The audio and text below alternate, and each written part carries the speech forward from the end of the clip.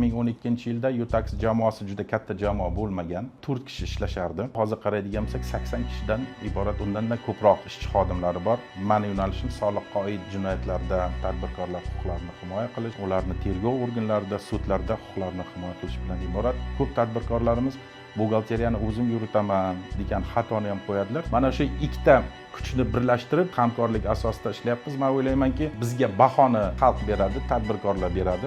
Har qanday so'roq yoki tushuntirish xat berishda tadbirkorlik subyekti shoshma-shosharlikka, o'ziga ishonishga yoki boshqa bir salbiy holatlarni inobatga olmasdan turib, xohlagan narsasini yozishi, nima boshiga kelsa yozishi, bu ertaga bizga kelgandan keyin mana shu joylarda ishlash og'ir bo'ladi. Yoshlikdan orzuim yuridik kasb egasi bo'lish bo'lgan, maktabda o'qiganim davrida. Shunga qarab intilganman. Biz davrimizda test bo'lmardi, faqat muayyan yo'nalishlar bo'yicha imtihonlar bo'ladi. Tarix, demak o'shada ona tili, adabiyot fanlaridan ekzamen topshirish, shunga qarab intilganmiz, shunda o'qiganmiz. Samarqand davlat universitetiga 93-yil kirganman, 98-yil institutni bitkazib, poytaxtga ishga kelganman. Dastlab faoliyatimni Adliya vazirligida boshlaganman. O'sha davrda birinchi prezidentimizni alohida tadbirkorlarga bergan e'tibor yuzasidan tadbirkorlik subyektlarini huquqlarini himoya qilish Adliya vazirligining bu mutlaqiy vazifalaridan biri bo'lgan. O'shanda tadbirkorlar huquqlarini himoya qilish boshqarmasiga katta maslahatchi lavozimiga ishga kirganmiz. O'sha davrdan boshlab tadbirkorlar bilan ishlash, ularning muammolarini o'rganish, ularga yaratilgan to'siqlar, qonunchilikdagi to'siqlarga barham berish bo'yicha ishlarni amalga oshirganmiz. Demak, bundan keyin Buxoro viloyat adliya boshqarmasiga birinchi muavin, boshqarma boshlig'i lavozimida ishlaganman.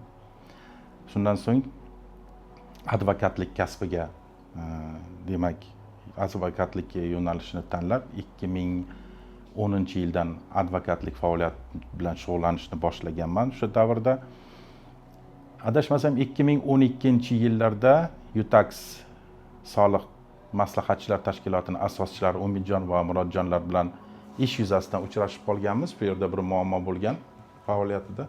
O'sha davrda tanishib, o'sha ishni birga olishib, muvaffaqiyatli natijaga erishganimizdan keyin bir taklif tushdiki, Otabek aka, partnyorlik asosida ishlashga qanday qaraysiz deganda bir o'ylashlar bo'lib, biz bular bilan Utax tashkiloti bilan hamkorlik asosida ishlashni boshladik. 2012-yilda Utax jamoasi juda katta jamoa bo'lmagan. Esimda bo'lishi bo'yicha bular 4 kishi ishlashardi. Keyingi Utax jamoasini shakllanishi tarixi mana hozir 15 yil, xayolimga 15 yil bo'ldi bu tashkilotni tashkil qilinganiga. Hozir qaraydigan bo'lsak, 80 kishidan iborat, undan ko'proq ishchi xodimlari bor. Birga ishlashib, asosan yo'nalishimiz soliqqa oid, mani yo'nalishim soliqqa oid jinoyatlarda tadbirkorlar huquqlarini himoya qilish, ularni tergov organlarida, sudlarda huquqlarini himoya qilish bilan iborat. Bu ikki tomonga ham men o'ylaymanki, juda nima deydi, bir ikki tomonimizni soliq maslahati tashkiloti bilan mana advokatlik byuromga yengillik yaratish sababi nima? Advokatura tomonidan oladigan bo'lsak, qonunlarni to'g'ri qo'llanishi nuqtai nazaridan, soliq maslahatchisi tomonidan soliqlarga oid yo'nalishlardan. Chunki har bir sohada o'zini qirrasi bor. Yurist inson bu umumiy qonunchilik asosida sohalarga bo'lingan qonunchilikni o'rganish. Soliq maslahatchi tashkiloti faqat soliq bilan ishlaydi va u faqat soliq yo'nalishidagi qonunchilik, soliq yo'nalishidagi bo'layotgan, demak, bizda qonunchiligimizdagi qandaydir balkim kamchiliklarmi, endi qonunlar ham puxta ishlangan, lekin o'shalarni savokupnosti yurist bilan soliq organida, chunki Umidjon ham Murodjon ham o'zlari asli soliq qo'mitasidan chiqqan yigitlar, har birlarining o'ziga yarasha tonkislari bor. Mana shu ikkita kuchni birlashtirib biz hamkorlik asosida ishlayapmiz. Men o'ylaymanki, bizga bahoni xalq beradi, tadbirkorlar beradi. Chiqishlar qilinadi, YouTube'da chiqishlar bor, o'zlarining kanallari bor, podpischilar ham juda ko'p. Endi ko'rib turibmiz qanday ijobiy ishlarga erishayotganligi, demak, ularga bo'lgan xalqning munosabati, tadbirkorlarning munosabati. Men o'ylaymanki, biz to'g'ri yo'lni tanladik. biz birga ishladik. Yutax jamoasi nafaqat tadbirkorlik subyektlarini nizolarda, tergov va sud organlarida, balki o'zlarining yana bir yo'nalishlari bor. Ular demak audit o'tkazadi, ekspress audit o'tkazadi. Chunki tadbirkorlik subyektlari chet yil yurish kerak, ishlarni tartibga solish kerak. Tadbirkorlik subyektlarida buxgalteriya sohasi juda nozik soha. Ko'p tadbirkorlarimiz buxgalteriyani o'zim yuritaman degan xatoni ham qo'yadilar, chunki hamma narsa, hamma oqibat mana shu buxgalteriyani to'g'ri yuritmaslik, buxgalteriyaga qandaydir shu buxgalteriyaga to'lanishi kerak bo'lgan pullarni iqtisod qilib qolaman deydi, lekin pirovard natijasida soliqlarga qo'yilgan xato kamchiliklar juda katta oqibatlarni olib chiqadi. Bilasizlar, 184-modda bor, 189-modda bor Jinoyat kodeksida. O'sha holatlarga olib qo'yadi. Shuning uchun Yutax soliq maslahatchilar tashkiloti buxgalteriyani olib borish yoki buxgalterlarga abonentskiy deydi bizni tilda, oyma-oy ularni faoliyatini ko'rib borish, ularga to'g'ri yo'nalishlar ko'rsatish, hisobot topshirishda, soliqlarni hisoblab chiqarishda. Men o'ylaymanki, mana shu biz tandem ishlayotgan tandemimiz hammaga yaxshi, bizga ham, soliq maslahatchi tashkilotiga ham, hamda tadbirkorlik subyektlariga ham. Faoliyatingiz davomida eng esda qolgan ish yoki vaziyat qanday bo'lgan? Bilasizmi, advokatura to'g'risida qonunga asosan har bir advokatda o'zini advokatlik siri degan narsa bor. Men sizga buni ochiq ayta olmayman, lekin men bitta narsani sizga ishonch bilan aytaman. Har bir kelgan murojaatga biz alohida e'tibor beramiz. Hozir bir mana shunday bo'lgan edi, biz shunday qildik, mana shunday bo'lgan edi, biz shunday qilib yutdik deb narsani aytishga men o'zimga ijozat bermayman. Sababi statistikaga qarayotgan bo'lsak, bizga kelayotgan murojaatlarning 92% ga yaqini ijobiy hal bo'lyapti. Tadbirkorlarga yetkazilgan demak moddiy ma'naviy zararlarni undirish masalasi ko'rib chiqilyapti. Nafaqat iqtisodiy sudlarda, balki ma'muriy sudlarda soliq organlarining noqonuniy qarorlarini bekor qilishga erishilyapti. Bundanda aktual bo'lgan temalar bu jinoyat ishlari bo'yicha sudlarda ko'p muvaffaqiyatlarga erishyapti. Men shuni ayta olaman. Lekin aynan mana bu har bitta tema bo'yicha to'xtalishga men o'ylaymanki, hojati yo'q. Rahmat. Siz uchun muvaffaqiyatli yurist bo'lishning siri nimada va nima qilish kerak? Muvaffaqiyatli yurist bo'lish uchun avvalambor o'zini ustida inson ishlash kerak. Chunki qonunlarimiz kun sayin yangilanadi, yangi normalar, o'zgarishlar qonunchilikdagi, yangi demak qandaydir institutlarning paydo bo'lishi. Yurist inson boshqa kasb egasi kabi o'zini ustida ishlash kerak. Yosh yuristlarga nima maslahat bergan bo'lardingiz? Yana shunga qaytaman, demak o'zini ustida ishlash kerak. Ishlash kerak, chet el tajribasini o'rganish kerak.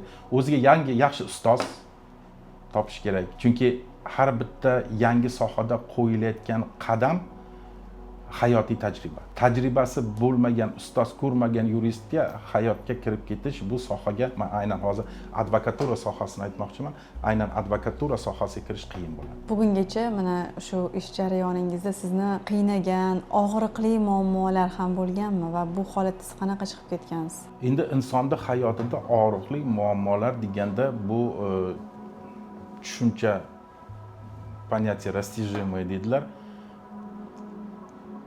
Eng og'ir masala tadbirkorni kech bizga murojaat qilinishi.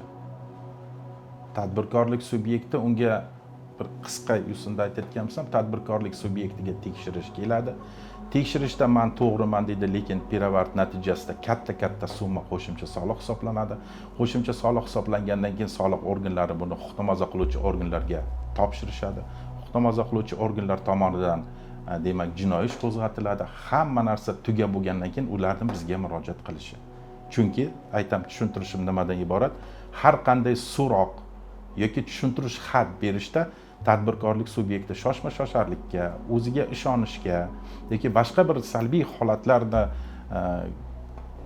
inobatga olmasdan turib, xohlagan narsasini yozishi, nima boshiga kelsa yozishi, bu ertaga jinoyat ishini, ayblov xulosani rasmiylashtirishda bu salbiy o'zini natijasini beradi va oxiriga kelib hamma narsa ichi bo'lingandan keyin, bizga kelgandan keyin mana shu joylarda ishlash og'ir bo'ladi. Buni natijasida tadbirkorlik subyektiga yordam berish qiyinlashadi. Xuddi tasavvur qiling, kasal odam boshlanishida doktorga murojaat qilmasdan turib, yotib qolgandan keyin vrachga murojaat qilgandan keyin qanchalik uni tuzatish og'ir bo'lishini, qancha og'ir mashaqqatli bo'lishini. Utax bilan hamkorlik sizga nima berdi? Men buni bir og'iz so'z bilan sizga aytishga harakat qilaman. Men rus xalqini bir termin ishlatmoqchiman.